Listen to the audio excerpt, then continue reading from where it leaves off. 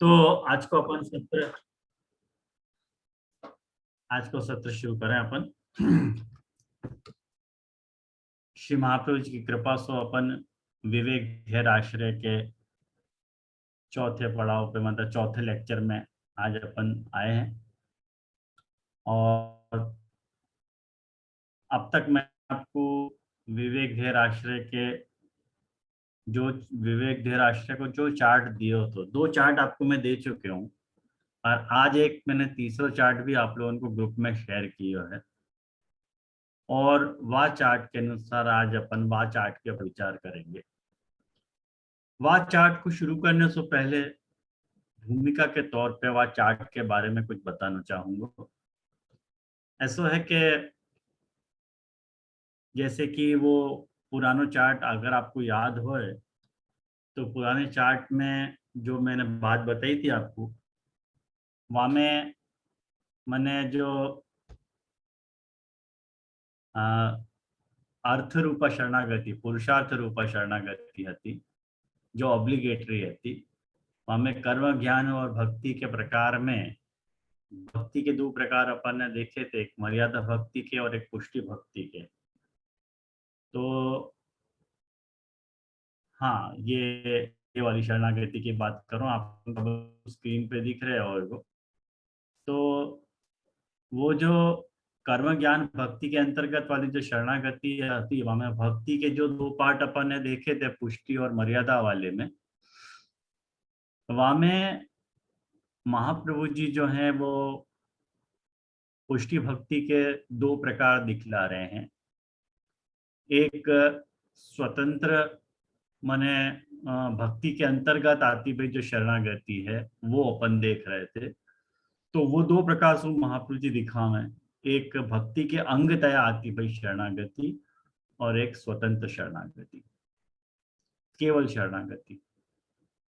अब जब केवल शरणागति की जब अपन बात कर रहे हैं, तो वाकई भी महाप्रभु जी ने 2 विभाजन किए हैं कि एक पूजा के अंग तया आती हुई शरणागति और मर्यादा मार्ग में पूजा के अंग के साथ करी जाती है शरणागति, और एक जो है केवल और केवल शुद्ध शरणागति, या तरह के भी प्रकार।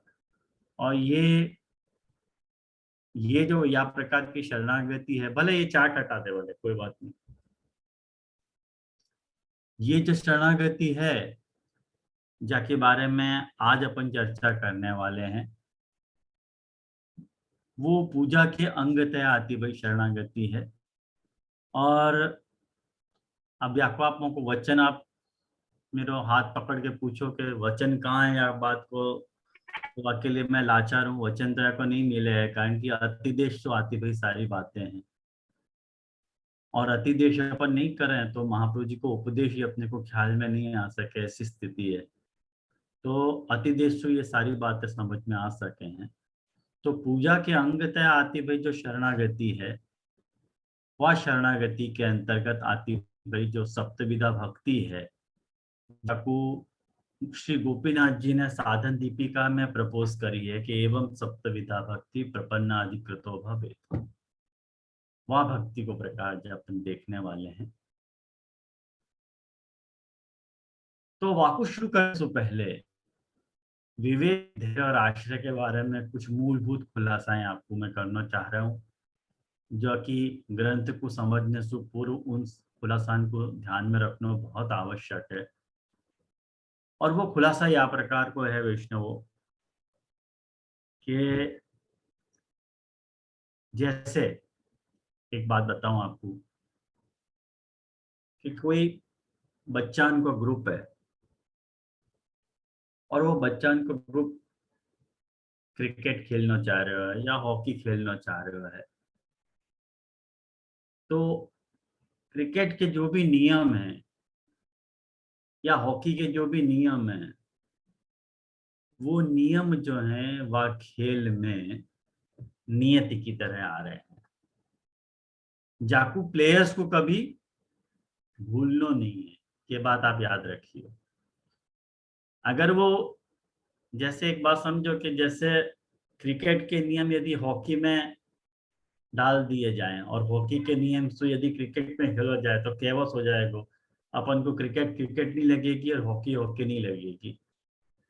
उदाहरण के तौर पे मैं आपको बताऊं कि जैसे कि मान लो कि हॉकी में पैर से बॉल को हिट किया जाए, और क्रिकेट में यदि वातरे को प्रयास किया तो लेग बिफोर विकेट हो जाएगा। ख्याल आया ना? तो बहुत माने वो नियति की तरह वो नियम प्लेयर्स पे हावी हो रहे हैं, ये बात अपने को भूलनी नहीं चाहिए। ठीक यही तरह की बात देखो विवेक धैर्य और आश्रय ग्रंथ के शुरुआत में जब महाप्रभु जी याद तरह की बात कह रहे हैं कि विवेकस्तु हरि सर्वम निजेच्छातः करिष्यति। विवेक तो क्या है? तो महाप्रभु जी आज्ञा करें कि विवेक तो ये है कि प्रभु सब कछु अपने निज इच्छा से कर रहे हैं। तो भगवान की जो इच्छा है वो अपने और भगवान के बीच में जो शरणागति की गेम चल रही है, जैसे क्रिकेट और हॉकी की गेम के बारे में मैंने बताया, तो भगवान और अपने बीच में जो शरणागति की जो गेम चल रही है वहां में भगवान की इच्छा नियति के रूप में आ रही है कि नहीं आ रही है?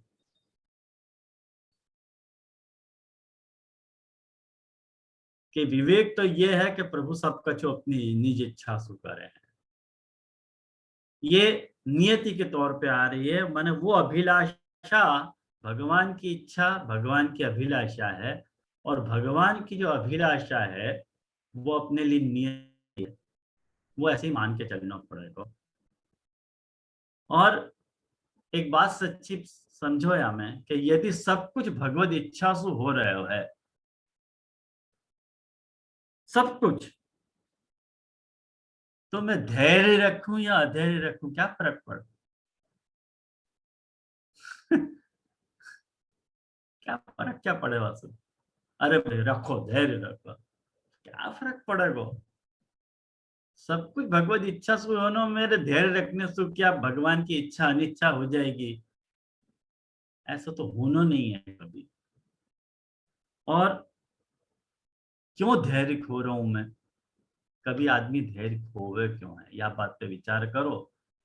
तो ऐसा लगे कि क्योंकि अपने मन में कोई चोर छुपो भयो है कि कुछ मेरी इच्छा से भी होना चाहिए।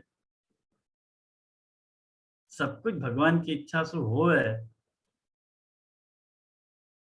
हर वक्त थोड़ी जरूरी है। अपन को ये मन में चोर छुपो भयो है कि नहीं, कभी मेरी इच्छा से भी तो होना चाहिए, या लिए आदमी धैर्य खो है। और वह धैर्य को कंट्रोल क्यों कैसे होएगा? वो विवेक से होएगा। विवेकस्तु हरि सर्वम निजेच्छात करिष्यति। और जब माने धैर्य की दृढ़ता कैसे आएगी? विवेक की दृढ़ता रहेगी तो। और धैर्य की दृढ़ता यदि निभी तो आश्रय अपने से निभेगा। आयो आप लोगों के ध्यान में ये बात? इन सब बातों पर विचार करें ना वैष्णव, तो बात ऐसा लगे, यहाँ पता चले कि विवेक धैर्य आश्रय ग्रंथ में महाप्रभु जी उपायावलंबन की बात समझा रहे। बहुत इंपॉर्टेंट बात है वैष्णव ये, विवेक धैर्य आश्रय के एंगल से उपायावलंबन और उपेयावलंबन यदि आप देखो, उपायावलंबन और उपेयावलंबन, उपाय मतलब साधन और उपेय मतलब वा साधनन सो जाकू प्राप्त करनो है, वो उपेय। तो साधनन को जो आश्रय है वो उपायावलंबन कहलावे, और साध्य को जो आश्रय है वो उपेयावलंबन कहलावे। जैसे या कोई एक या ढंग से समझ सके अपन कि गीता में जा बखत ठाकुर जी अर्जुन को उपदेश दे रहे हैं, वह बखत ठाकुर जी कर्म ज्ञान भक्ति सबको उपदेश दे रहे हैं एज ए साधन, एज ए उपाय। वहां महाप्रभु ठाकुर जी अर्जुन को उपाय अवलंबन समझा रहे हैं कि भाई यदि तेरे से कर्म बराबर निभ पा रहे हो है तो तू कर्म कर, यदि तेरे से ज्ञान बराबर निभ पा रहे हो तो तू ज्ञान कर, ज्ञान के साधन को अप्लाई कर, और यदि तेरे से भक्ति निभ पा रही है तो भक्ति को साधन कर। और वो जो उपायावलंबन है वैष्णव, वो पूरे 18 के 18 अध्याय में ठाकुर जी ने कंटिन्यू किए हुए। छेले जाके ठाकुर जी ने आज्ञा करी है कि सर्वधर्मान परित्यज्य मामेकम शरणम व्रज। यहाँ ठाकुर जी उपेयावलंबन की बात कर रहे हैं, उपायावलंबन की नहीं। आयो आपके ये ध्यान में? देखो दो कॉन्ट्रास्ट है गीता में। पूरी गीता उपायावलंबन से भरी है और छेले श्लोक में ठाकुर जी आज्ञा कर रहे हैं कि सर्वधर्मान परित्यज्य मामेकम शरणम व्रज। मोको अब तू उपाय को मत पकड़, उपेय को पकड़ ले। तो जो उपेय को पकड़ने की बात है वो उपेयावलंबन है। या लिए एक बात शांत चित्त से समझो कि विवेक धैर्याश्रय और कृष्णाश्रय ग्रंथ में यदि कोई फर्क है, कहीं कि विवेक धैर्याश्रय ग्रंथ और कृष्णाश्रय ग्रंथ दोनों आश्रय भावात्मक ग्रंथ हैं, और उन दोनों में यदि अपने को फर्क ढूंढना है कि भाई ये भी तो आश्रय की बात कह रहे हैं और ये भी आश्रय की बात कह रहे हैं, तो कृष्णाश्रय में आपने क्या नवीन बात कह दी।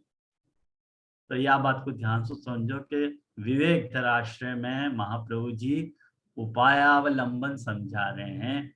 विवेक धैर्य ये सब अपने उपाय हैं, आश्रय के उपाय ये सब अपने उपाय हैं। और कृष्णाश्रय में महाप्रभु जी ने उपेयावलंबन समझाए हुए, जो धर्म जो धर्म के 6 आवश्यक अंग हैं, काल देश द्रव्य कर्ता मंत्र और कर्म, जिन छह श्लोकन पे जिन 6 पायन पे वो धर्म टिको भयो है, वो धर्म यदि विफल हो जा रहे हैं तो धर्म कैसे संपन्न होएगो। वहां ठाकुर जी देखो ध्यान से समझो, महाप्रभु जी वहां उपेयावलंबन समझा रहे कि नथिंग डूइंग कृष्ण एव गतिर्मम, पाषंड प्रचुर लोगे कृष्ण एव गतिर्मम, म्लेच्छा क्रांतेषु देशेषु पापैक नीलेषु च सत्पीड़ा व्यग्र लोकेषु कृष्ण एव गतिर्मम। तो वह उपेयावलंबन की बात है। और यहाँ पे विवेक धैर्याश्रय में उपाय अवलंबन की बात है। तो ये याकू दोनों ग्रंथन में जो जाने वाला जो विषय है वह को आप या तरह से डिफ्रेंशिएट कर पाओगे कि भाई दोनों आश्रय भावात्मक होते हुए भी वाकई जो शेड है वहां में उपेयावलंबन की शेड आ रही है और यहाँ में उपायावलंबन की शेड आ रही है। और यही लिए विष्णु अपन साधन दीपिका में जो महाप्रभु जी ने, अरे गोपीनाथ जी ने जो सप्तविध भक्ति को जो प्रकार बताया हो कि एवं सप्तविधा भक्ति प्रपन्नाधिकृतो भवेत्, ये जो बात महाप्रभु जी बता रहे हैं, गोपीनाथ जी ने बताई है, वो केवल शरणागति की नहीं है, पूजांग शरणागति की बात चल रही है। हाँ, जाकू अपन विवेक धैर्य आश्रय के अंतर्गत देख लेना बहुत आवश्यक है। इतनी बात आप लोगों के आई क्या नहीं ध्यान में? ये बहुत इंपॉर्टेंट खुलासा तो यार ये मैंने आपको खुलासा यहाँ में की हो। अब यहाँ में आप देखो कि अब वो चार्ट आप लोग भले आप लोगों के सामने रखो, यहाँ स्क्रीन पे नहीं भी डिस्प्ले करे तो भी चलेगा वो। और एवं सप्तविधा भक्ति प्रपन्नाधिकृतो भवे, ये जो चार्ट में मैंने आपको नामात्मिका प्रपत्ति, रूपात्मिका प्रपत्ति और भावात्मिका प्रपत्ति समझाई है। कितने लोगों को यह प्रपत्ति शब्द से परहेज है? प्रपत्ति को अर्थ है शरणागति। प्रपत्ति को जो संधि विच्छेद करें तो अपन ऐसा लगे कि प्रकर्षेण पत्ति प्रपत्ति, पत्ति मतलब चलना, और प्रकर्षेण पत्ति प्रपत्ति है अच्छी तरह से चलना, शरण मार्ग पे चलना प्रपत्ति है, ये प्रपत्ति मार्ग है। तो यह बात को जब अपन देखें तो प्रपत्ति 3 प्रकार की हो सके है। नामात्मिका प्रपत्ति हो सके है, रूपात्मिका प्रपत्ति हो सके है, और भावात्मिका प्रपत्ति हो सके है। माने अपन नाम सु ठाकुर जी की शरण में जा सकें, प्रभु के नाम की शरण ले सके हैं, प्रभु के रूप की शरण ले सके हैं, और प्रभु के जो नाम और रूप के संयोग से जो उत्पन्न भाव है वाक्य द्वारा ली जाती हुई जो शरणागति है वो भावात्मिका प्रपत्ति है, वो भावात्मिका शरणागति है ये। और नामात्मिका प्रपत्ति के जो अंग हैं वो श्रवण कीर्तन स्मरण हैं, और रूपात्मिका प्रपत्ति के जो अंग हैं वो पाद सेवन अर्चन और वंदन है, और जो भावात्मिका प्रपत्ति है वो दास्य भावात्मक है। ऐसे तीन तीन है और एक साथ सप्तविधा भक्ति या तरसु विभाजन है, क्लासिफिकेशन है। ये तो कुल मिला के मैंने आपको चार्ट के बारे में एक सूक्ष्म बात बताई। अब अपन डिटेल में अपन चार्ट को डिस्कस कर सकें। अपन के मन में या तरह को एक प्रश्न हो सके है कि श्रवण कीर्तन स्मरण पाद सेवन अर्चनम वंदनम दास्यम सख्यम आत्मनिवेदन, ये तो नवधा भक्ति के प्रकार शास्त्र में समझाए गए। नवधा प्रपत्ति के प्रकार थोड़ी समझाए हैं शास्त्र में, नवधा भक्ति के प्रकार समझाए। अब ये कहां से आ गए, ये प्रपत्ति कहां से आ गई, सप्तविधा वो भी। या बात को ध्यान से समझो विष्णु। देखो एक बात मैं आपको समझाऊं कि जा बखत भी जैसे अपन वर्णाश्रम धर्म को निभावें, आचार धर्म को निभावें, जो भी वर्णाश्रम के जो आचार विचार हैं जो शास्त्र में बताए गए हैं कि अपरस रखनो, स्नान करनो, नहानो धोनो वगैरह, जो भी आचार शास्त्र में बताए गए हैं, उन सारे आचरण को पालन करने के कारण क्या अपन वर्णाश्रम धर्मी हो गए हैं? पुष्टि मार्ग के धर्म अपन से छूट गए है? पुष्टि मार्ग धर्म तो अपने से नहीं छूट गए, लेकिन पुष्टि मार्ग के जो भी धर्म हैं उन धर्मन को निभाने के साथ साथ अपन वर्णाश्रम के धर्मन को भी निभा रहे हैं, तो वहां वर्णाश्रम धर्म पुष्टि भक्ति के अंग तैयार है। ख्याल में आया ना? माने बात वो की वही है। जैसे एक उदाहरण के तौर पे मैं आपको बताऊं, आपको अभी आएगी समझ में। जैसे वर्णाश्रम में स्नान को बड़ो भारी महात्म है, क्योंकि स्नान तो करना ही चाहिए, स्नान करे बिना शुद्धि नहीं है, स्नान करे बिना शुद्धि नहीं है। और चरणामृत तो खाना ही चाहिए, वह के बिना तो शुद्धि नहीं है, कारण कि स्नान जो है वो बाह्य शुद्धि है और चरणामृत जो है वो आंतर शुद्धि करे। अपन देखो, जब अपन पुष्टि मार्ग में नहा धो रहे हैं तो अपन या लिए नहा रहे हैं कि अपन साफ सुथरे होकर ठाकुर जी के सेवा में जा सके। अपन को शास्त्र को ख्याल मन में नहीं आवे, ठाकुर जी के स्वच्छता से जाना चाहिए, वो बात में आवे। वो एक भक्ति मार्गीय स्नान है। और अपन चरणामत लेने के साथ साथ चरणामत के रूप में, एक्स्ट्रा के रूप में, आप लोगों के घर में ये प्रकार है कि नहीं मुझको नहीं पता, लेकिन हमारे यहाँ बालकन के यहाँ ये प्रकार है कि ठाकुर जी के स्नान को जो जल हो है वो एक बॉटल में, मतलब एक तृष्टि में रखो जाए, और अपरस में जावे के पहले चरणामत लेवे के ऊपर से हम लोग चरणामत तिलक लगा के ही आवे हैं, लेकिन ठाकुर जी के निज मंदिर में जाना तो वो चरणामत पहले स्नान को जल लेके फिर जावे। तो अपन अपनी जो आंतरिक शुद्धि है वो चरणामत के करते प्रेफर ज्यादा कर रहे हैं कि वो स्नान के जल से अपना आंतर शुद्ध हो गए। आप ये देखो अपना यहाँ डुएल अपनी जो मनोवृत्ति है वो या तरह से काम कर रही है। तो क्या अपन ने वर्णाश्रम धर्म को पालन को इनकार कर दिया, अपन वाको नहीं मान रहे हैं? अरे नहीं मान रहे ऐसी बात नहीं है, वो वर्णाश्रम अपने यहाँ भक्ति के अंग तरीके आ रहे हैं। जैसे पुष्टि मार्ग में भी कितने लोगों की भ्रांत धारणा है कि पुष्टि मार्ग में कुछ ज्ञान को स्कोप ही नहीं है, भावला वेड़ा ही है। बहुत सारे पुष्टि मार्ग आज तक या फितूर को मन में पाले हैं कि पुष्टि मार्ग में सिर्फ भावना है, खाली भावला वेड़ा है, बाकी सिद्धांत की बात और ज्ञान की बात पुष्टि मार्ग में है ही नहीं। मैं उन सब पुष्टि मार्गियन को एक बात स्पष्ट रूप से बताना चाहूँ कि देखो ऐसी कोई बात नहीं है। अपने यहाँ भी ब्रह्मवाद है। लोग ब्रह्मवाद को पढ़े नहीं है करके लोगों को ब्रह्मवाद के बारे में पता नहीं है।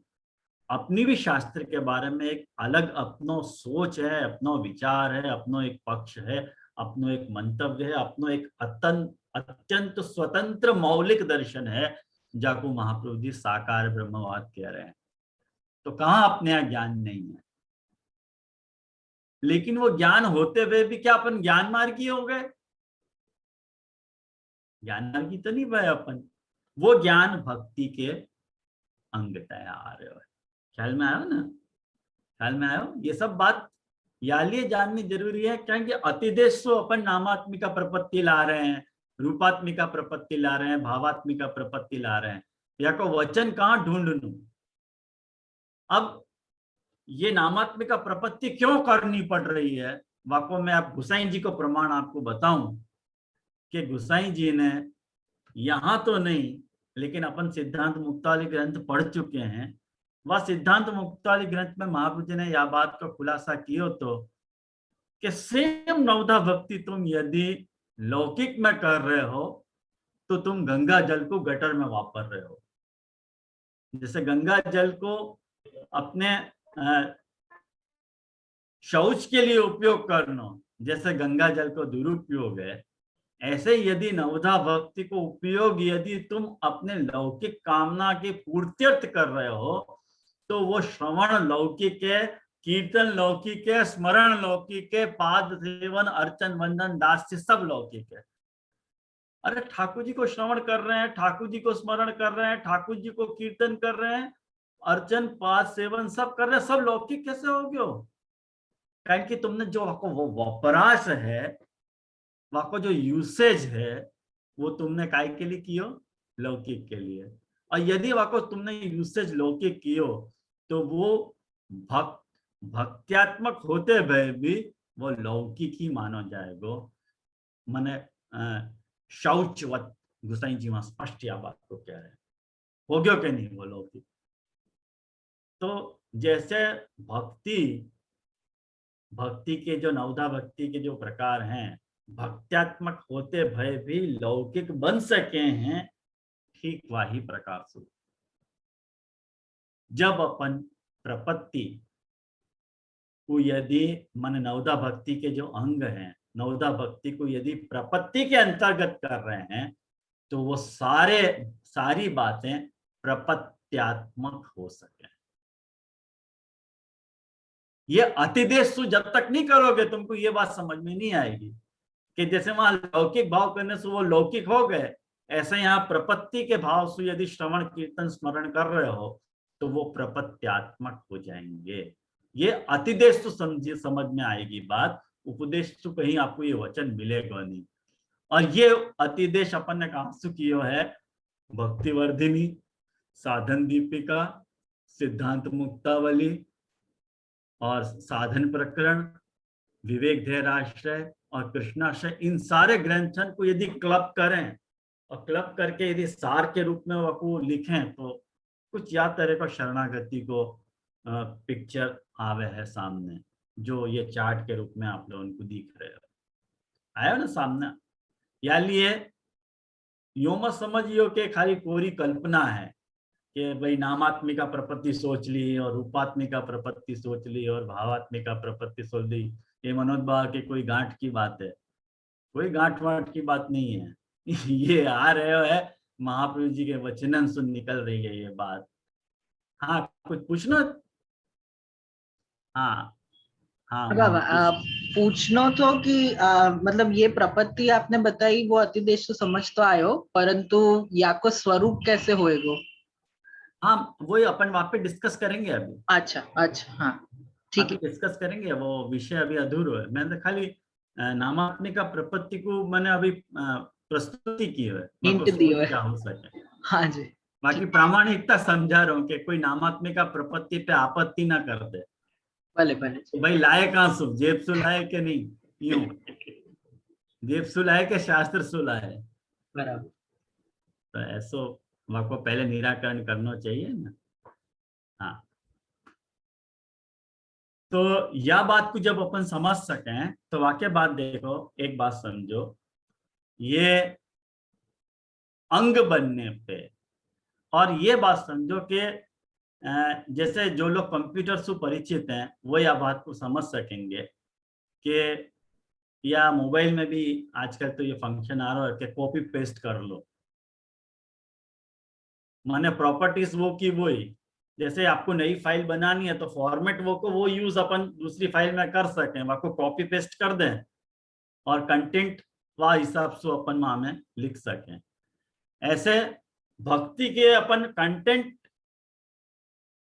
भक्ति की जो प्रॉपर्टीज है वो यहाँ प्रपत्ति में भी अपन इंपोर्ट कर रहे हैं। भक्ति की जो भी प्रॉपर्टीज हैं, श्रवणात्मक, कीर्तनात्मक, स्मरणात्मक, पाद सेवनात्मक इत्यादि, वो प्रॉपर्टी वो की वही है, लेकिन उनको जो स्वरूप है वो स्वरूप जो है वो प्रपत्ति के अनुसार अपन समझेंगे, और वो प्रपत्यात्मक स्वरूप यदि अपन समझे तो अपन को शरणागति समझ में आ जाएगी, नामात्मक प्रपत्ति समझ में आएगी। तो सबसे पहले आप एक बात देखो कि श्रवण कीर्तन स्मरण को तीनों को एक ग्रुप है, वो 4 प्रकार की नामात्मिका प्रपत्ति जो है 4 प्रकार की हो सके, जो श्रवण कीर्तन और स्मरणात्मक है। ये पंक्ति आई कि नहीं आपको समझ में? नामात्मिका प्रपत्ति श्रवण कीर्तन और स्मरण के भेद से चतुर्विधात्मक है। कैसी चतुर्विधात्मक? महात्म जिज्ञासा, विवेक धैर्य आश्रय उपायाः, आश्रयांग चतुर्विधोपायाः और फलात्मिका प्रपत्ति। अब एक एक को अपन समझें कैसी है। जैसे सबसे पहले महात्म जिज्ञासा, तो यहाँ पे जैसे अपन प्रपत्ति को समझ रहे हैं, अपन प्रपत्ति को समझ रहे हैं, शरणागति को समझ रहे हैं, तो शरणागति जो है कहीं की सेवा अपने से हो नहीं रही है, कोई XYZ रीजन से अपने से सेवा हो नहीं रही है, तो सेवा के अभाव में यदि शरणागति करनी है तो वो शरणागति कैसी हो सके? तो सबसे पहले जो फर्स्ट स्टेप है, द वेरी फर्स्ट स्टेप है, वो है महात्म्य जिज्ञासा, माने ठाकुर जी के नाम रूप और गुण को सुनने की इच्छा, जो बोध रूपा है। ये शरणागति को नामात्मिका प्रपत्ति को प्रथम अंग है।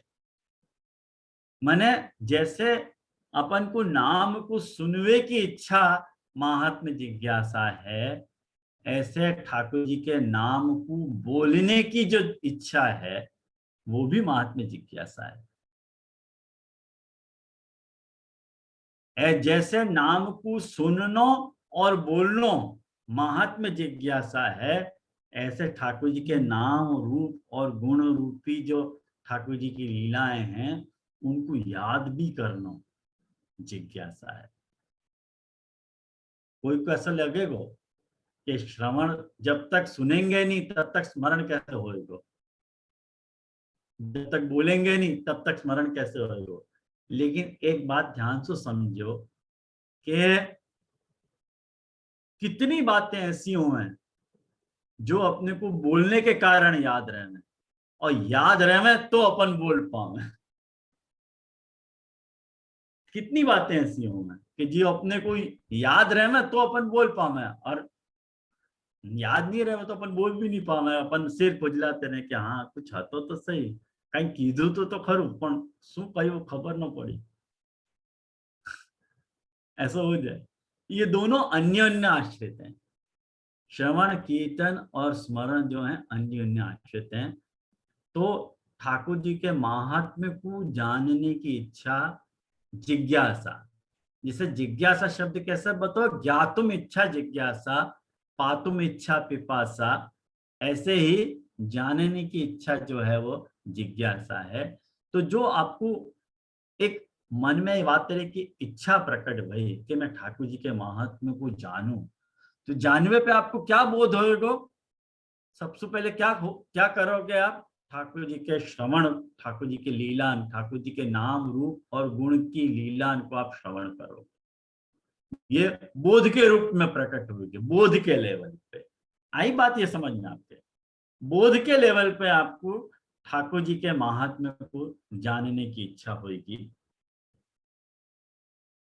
तो बोध, जैसे बोध जो है, जैसे एक बात समझो, और एक बार अगर आपको महात्म्य की जिज्ञासा हो गई, वाक्य बात जो है, आपको विवेक धैर्य आश्रय के उपाय करने पड़ेंगे।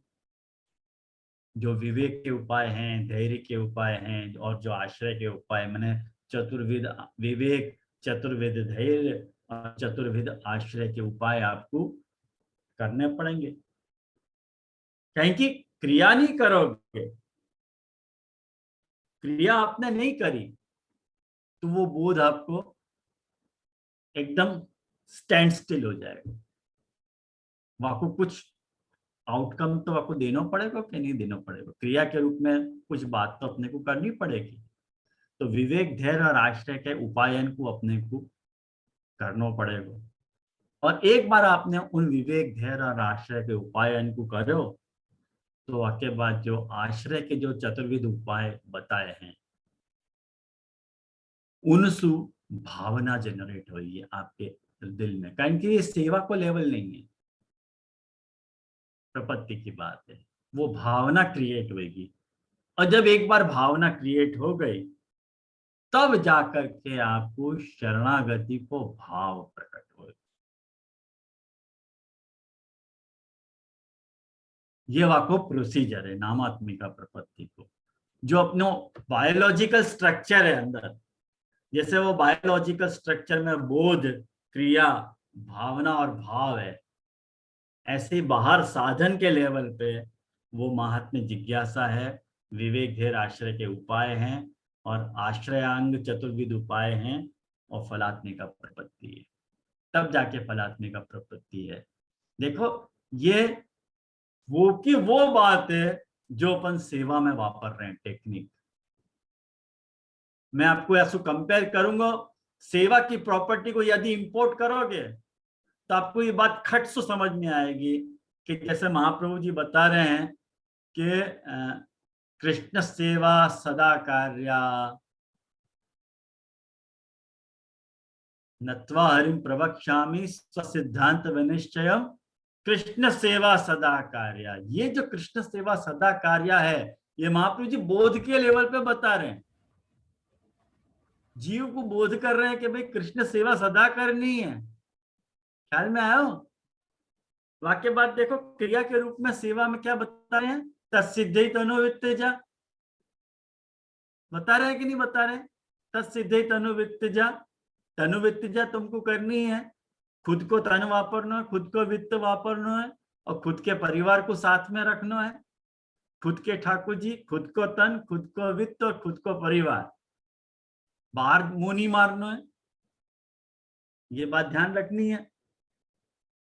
ये क्रिया के लेवल पे बताई जा रही बात।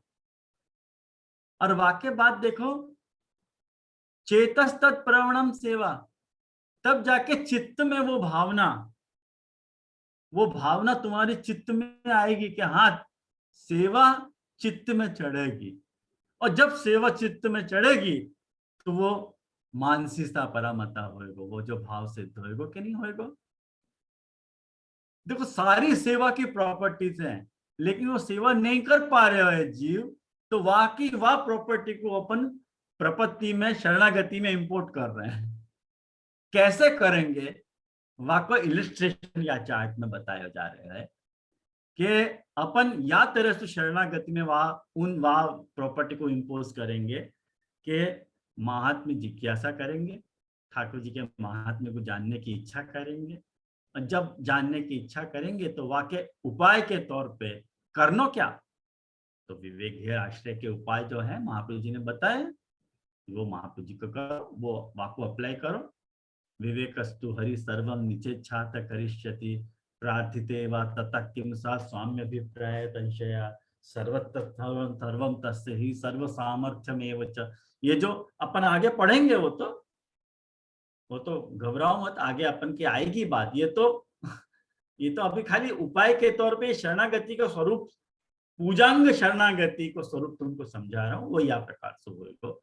और जब एक बार तुमको वो क्रिया के रूप में तुमने वो श्रवण कियो, कीर्तन कियो और वाको स्मरण कियो, तब जाकर के तुमको ऐसी एक भावना जनरेट होगी चित्त में कि प्रपन्नो अस्मि, जैसे वहां पे दासो अस्मि होगा कि नहीं सेवा में, यहाँ तुमको वो तरह की फीलिंग आई कि दासो अस्मि, मैं दास हूं कृष्ण को। यदि मैं कृष्ण को दास हूं तो मेरे को जो है वो आश्रयांग जो चतुर्विध उपाय हैं कि ऐहिके पारलोके च सर्वथा शरणम हरि, मेरे या लोक में और परलोक में सब जगह प्रभु शरण में है, मैं प्रभु की शरण में हूँ। तो वो चतुर्विध आश्रय के अंग क्या है वो अपन ग्रंथ में पढ़ेंगे आगे, लेकिन वो तो आप लोग अनुवाद भी है पुष्टि विधानम में, वो आप पढ़ लोगे तो वो आपको ध्यान में आ जाएगी वो बात। और एक बार जब आपने वो भावना आपके चित्त में घर करो आने, तब जाके जो है वो जो विवेक, धैर्य और आश्रय आपके होंगे वो फलात्मक हो जाएंगे। अब वो साधनात्मक नहीं रह जाएंगे, कहेंगे जब भी आप कोई नई क्रिया में आपको इन्वॉल्वमेंट होएगा तो सबसे पहले आपको मन आपको बोलेगा कि नहीं नहीं तू शरण है, तू दास है, तो तुमको ये करना है, तुमको ये नहीं करना है। मन दास के विरुद्ध बातन को नेगेशन करेगा और दास के सपोर्टिव बात को तुमको प्रमोट करेगा। ना तो ये देखो प्रोसीजर है पूरी। तो या मैं ऐसा आप लोगों को प्रश्न हो सके, कोई ने पूछो तो नहीं है मेरे से, लेकिन कोई जब कोई प्रश्न करता नहीं होगा तो स्वयं ही पूर्व पक्षी बन के कोई प्रश्न कर देना चाहिए। तो मैं ही प्रश्न कर दे रहा हूँ, चलो कोई नहीं पूछ रहा है तो ऐसा है कि देखो क्रिया रूपा जो श्रवण कीर्तन और स्मरण है वहां में विवेक, धैर्य, आश्रय के उपाय बताए गए हैं। आप चार्ट में देखोगे तो आपको लिख रहे है कि नहीं, लेकिन मैं आपको भेजूंगा वो चार्ट, भेज दूंगा आपको। और जो भावना रूपा जो आश्रय, चतुर्विध आश्रय उपाय हैं वहां विवेक, धैर्य गायब है।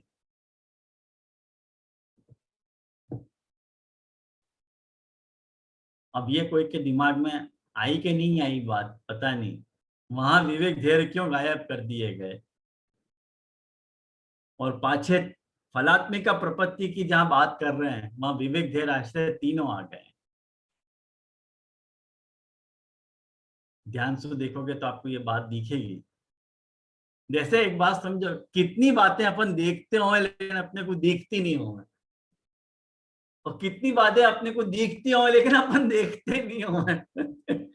ऐसी हो है, बहुत सारी बातें अपने को दिखती हो लेकिन अपन देखे ही नहीं है बेचारे गरीब की तरफ। और बहुत सारी बातें अपन को देखें तो भी, जैसे दूध में जो है, दूध में जो बेचारे दही, दूध को जो दही बना है वो कीड़ा अपने को दिखे ही नहीं है। लाख तुम अपनी आंखें गड़ा दो ना तो भी वो नहीं दिखे। या मेरे पास में डॉक्टर ही बैठे हुए हैं।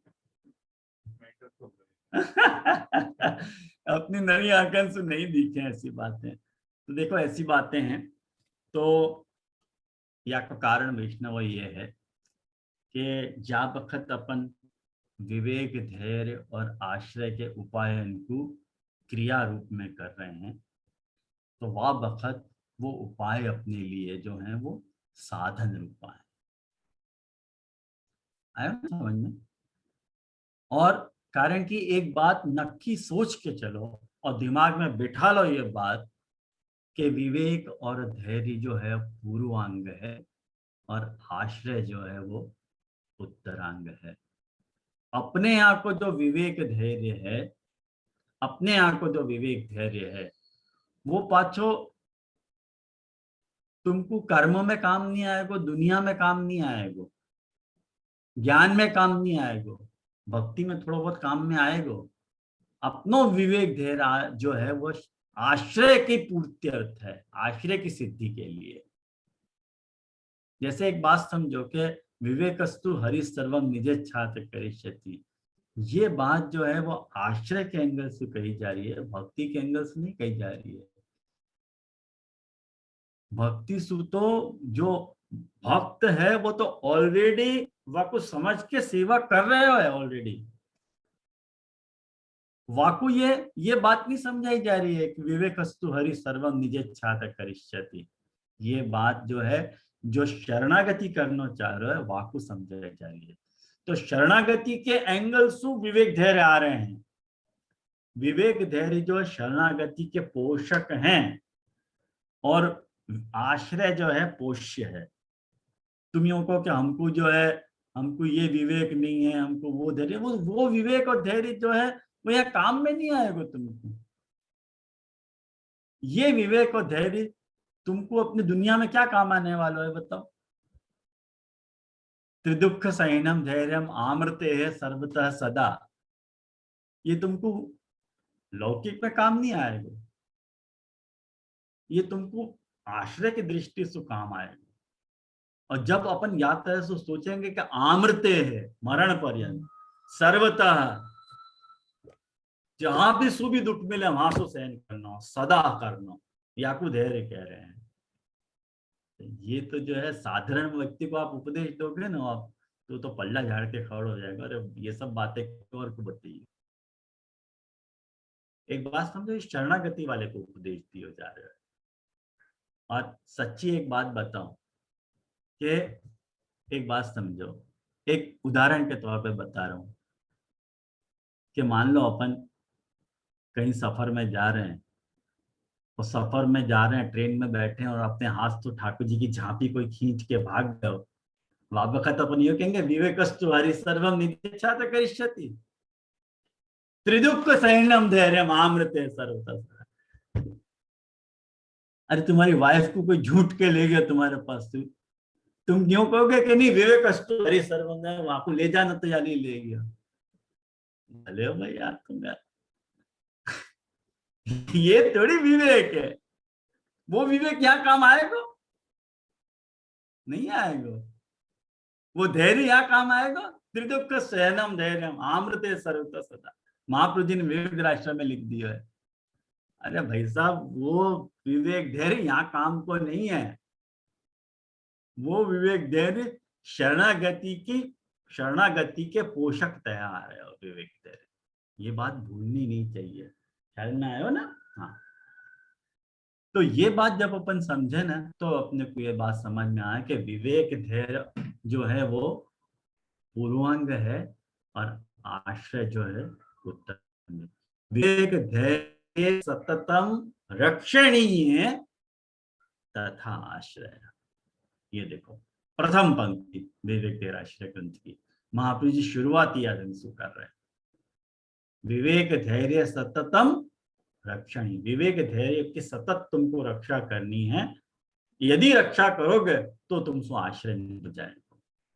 तो ये बात जब अपन देखें तब अपने को जो है ये बात आएगी ध्यान में कि जो नामात्मिका प्रपत्ति है वो नामात्मिका प्रपत्ति श्रवण कीर्तन और स्मरण के भेद सु चतुर्वेदात्मक है।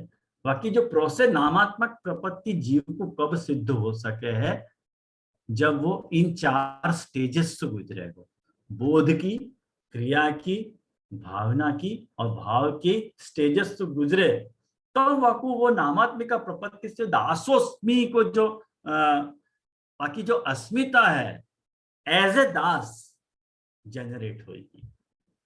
अपन कह रहे हैं कि नहीं हम हमारे को तो कुछ हो नहीं रहा, ये नहीं हो रहा, बाकी प्रोसीजर तुमने कहाँ करी है,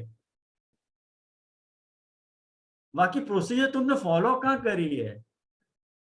अपन ने सब ने ये रखा कि शरणागति अपने को रखनी चाहिए, शरणागति अपने को निभानी चाहिए, प्रभु की शरणागति अपने को रखनी चाहिए। कैसे रखनी, वह को नो हाउ क्या है, वह की प्रोसीजर क्या है, वह के स्टेप्स महाप्रभु जी ने कहां समझाए हैं, कहीं नहीं समझाए। वह को जब एग्जीक्यूट करने को जब टर्न आवे तब अपन वहां पे स्पीचलेस हो जाए। कोई अब से पूछे, जैसे अपन महाप्रभु जी को एक नाम है पृथक चरण मार्गोपदेष्टा, कि महाप्रभु जी पृथक शरण मार्ग के उपदेशक हैं, तो पृथक शरण मार्गी को करना क्या है, क्या बताएंगे अपन वहां को कि अष्टाक्षर मंत्र कह देना, वहां को कहना अष्टक श्री कृष्ण शरण मम, अरे जपने में मन कैसे लगे को,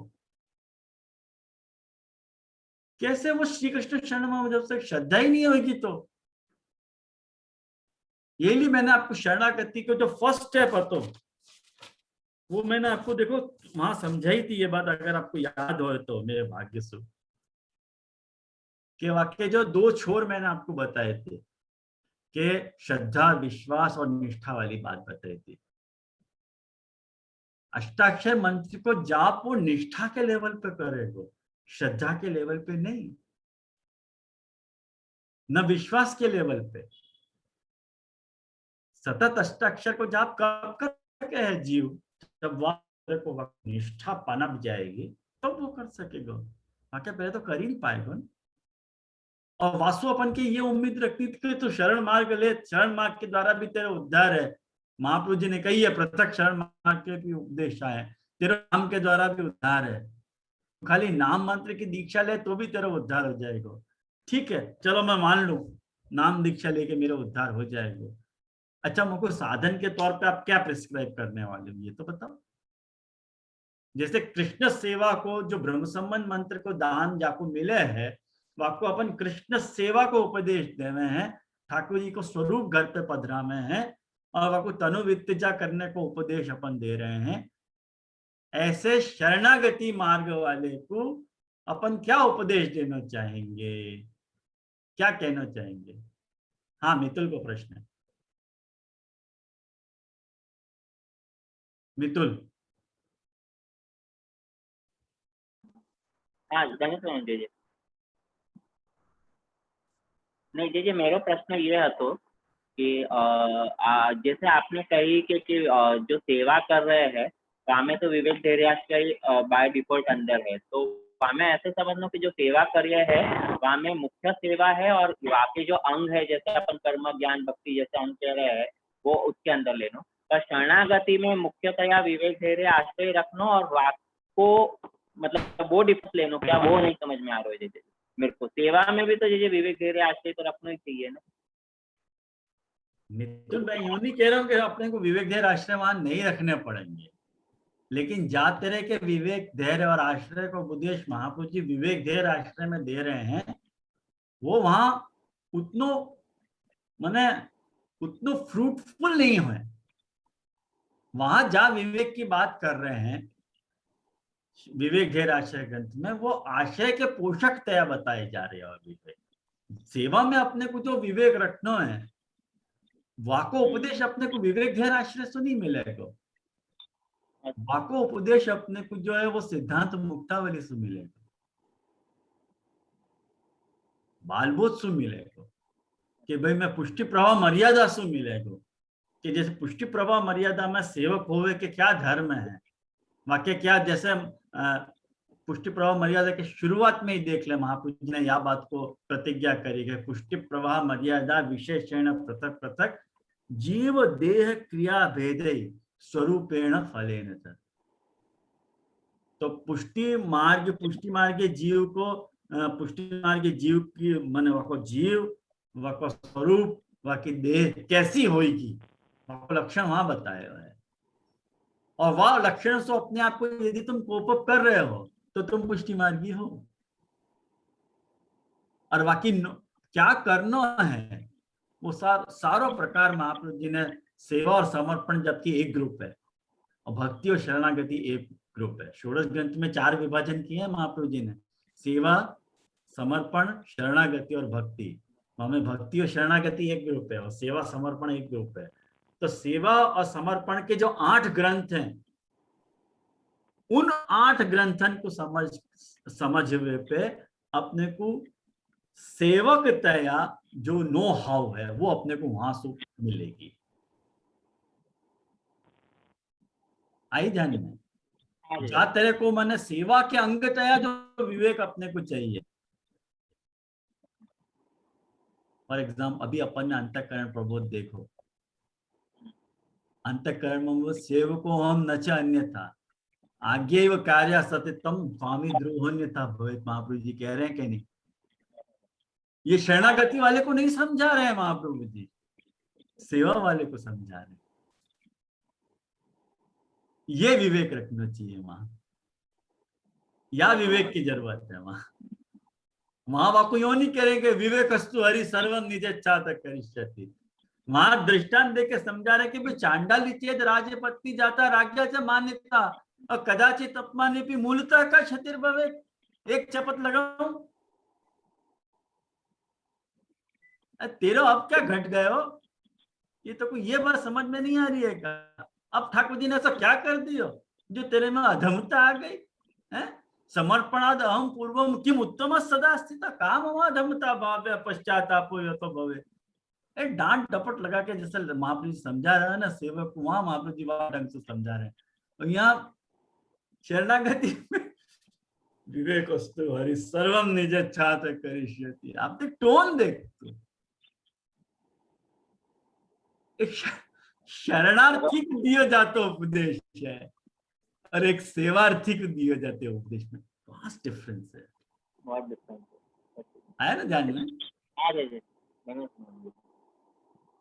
वो नेचर जब तक अपन नहीं समझे ना। हाँ, उमंग को भी कुछ प्रश्न है। हाँ जी जी, एक्चुअली दो प्रश्न थे पर अभी आपने आई थिंक एक प्रश्न को उत्तर आ ही गयो कि मेरा पहला प्रश्न ऐसा था कि या मैं फिर ये ग्रंथ को अधिकारी तो फिर ये समझना चाहिए कि वो जो कथा पक्ष को जो जासू सेवा नहीं निभरी है वो अधिकारी मानना, तो वो तो अभी आपने जस्ट शरण मार्गी को उपदेश कर रहे हो वो आपने बताया। सो मैं समझू कि वो बराबर ही है।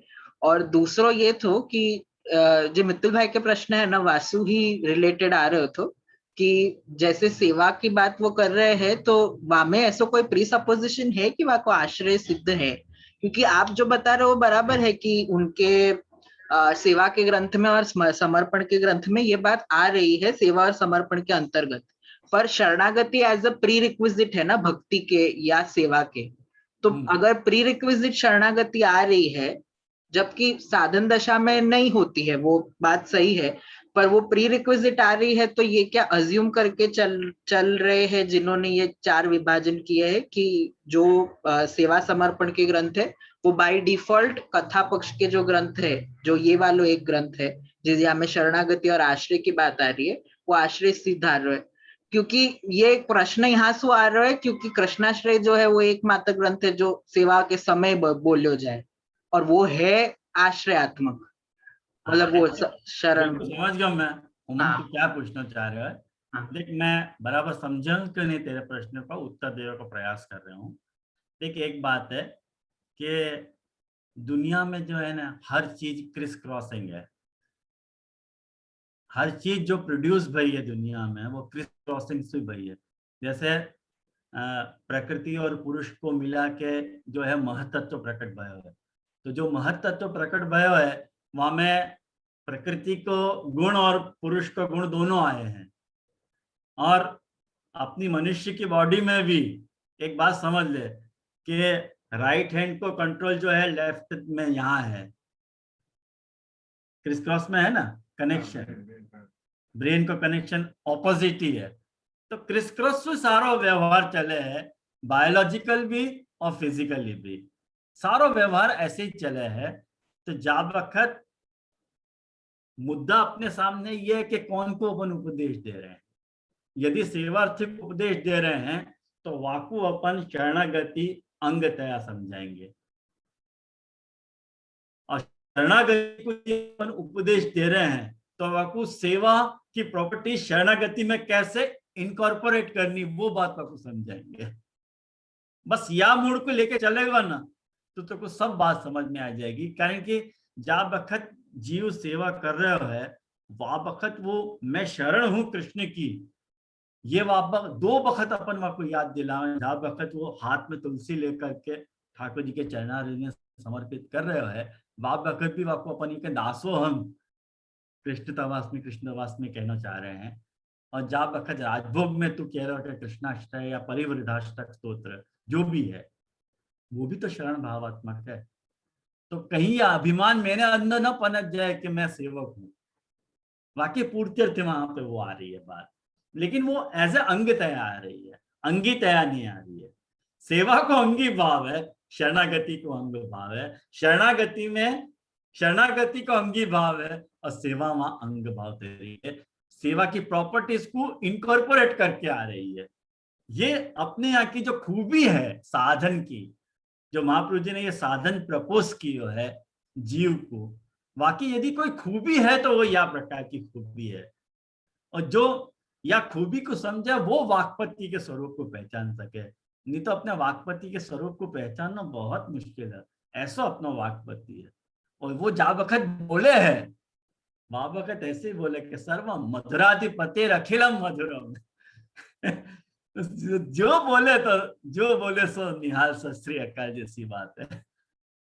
महाप्रभु जी जब बोलने शुरू करे तो ऐसे ही लगे अपने को कि नहीं सच्ची बात है, और अपने को कन्विंस होना ही पड़े महाप्रभु जी की बात के आगे। आई होप टू कन्विंस्ड है। हाँ बाबा, वो एक रूट में रहने को, वो आपने जो बता दिया ना कि अभिमान नहीं हो जाए सेवकत्व को, वो यासु समझ आए। मेन बात वही है, मेन बात वही है। जी बाकी वहां भार काय के ऊपर देख, फिर से मैं भार की बात करूंगा, फिर से मैं भार की बात आपको बताना चाहूंगा कि झोंक कहाँ है। ये हमारा मदन मोहन है ना, वो हमेशा याद रखो। झोंक तो बाएं चरणाविंद पे ही है, मर्यादा को साइड ट्रैक की है भाई, अपनी झोंक कहाँ है। जहां झोंक होगा वहां पे वो बात होगी। तो मैं सोचूं कि आज रूपात्मिका प्रपत्ति और दास्य भावात्मिका प्रपत्ति को डिस्कस करने का समय आज नहीं रहेगा अपने पास, लेकिन नेक्स्ट क्लास में अपन याको भी करेंगे डिस्कस, और फिर वाक्य बात ग्रंथ स्टार्ट करेंगे। लेकिन भूमिका के तौर पे ये सब बातें समझनी बहुत आवश्यक थी। एज ए विवेक धैर्य आश्रय में विवेक धैर्य और आश्रय के स्वरूप को अच्छी तरह से समझने के लिए ये चार्ट मैंने या तरह को बनाया, ताकि आप लोगों को सब विषय ख्याल आ सके कि अपन कहाँ हैं, अपन को क्या देखना हो, वो सब बात अपने को अच्छी तरह से उपस्थित रहे। यहाँ के लिए ये सब बातन को मैंने विचार किया। तो आश्रय का स्वरूप अपन नेक्स्ट क्लास में समझ लेंगे। तो बाकी जो भी कोई प्रश्न हो तो जरूर पूछ सको, आप लोग ग्रुप में डाल सको। और एक उषा बेन को जरूर प्रश्न रह गया तो प्रमाण रूपा शरणागति और प्रमेय रूपा शरणागति वालों, तो वो भी मैं डाल दूंगा, तो तुम हमें वो डाल दीजिए ग्रुप में।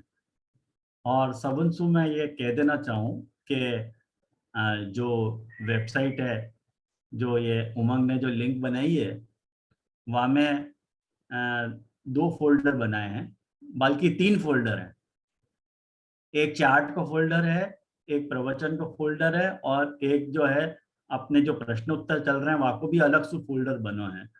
तो जाको भी सुनना हो तो हर वक्त सेवा में हाजिर है वो 3 फोल्डर आप लोग सुन सको। तो आश्रय के पद के साथ अपन आज यहाँ रखें। 1 मिनट।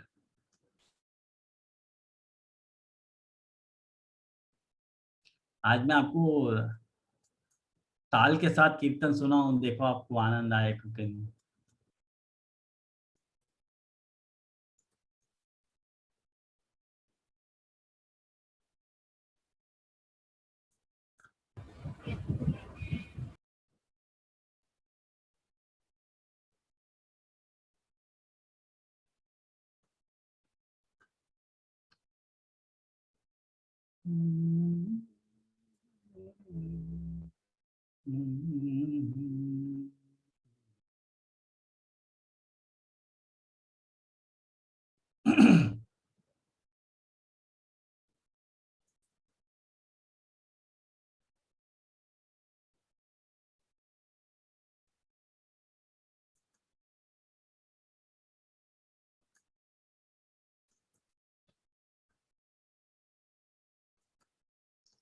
आपको ताल सुनाई दे रही है?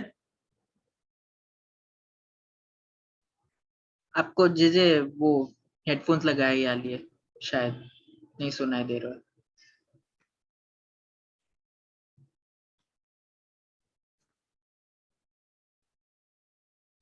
नहीं सुनाई दे रही ना?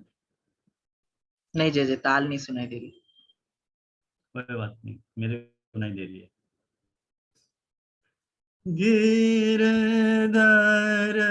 हे गुण गान मेरे तो गिरधर ही गुण गान मेरे तो यह मूरत खेलत न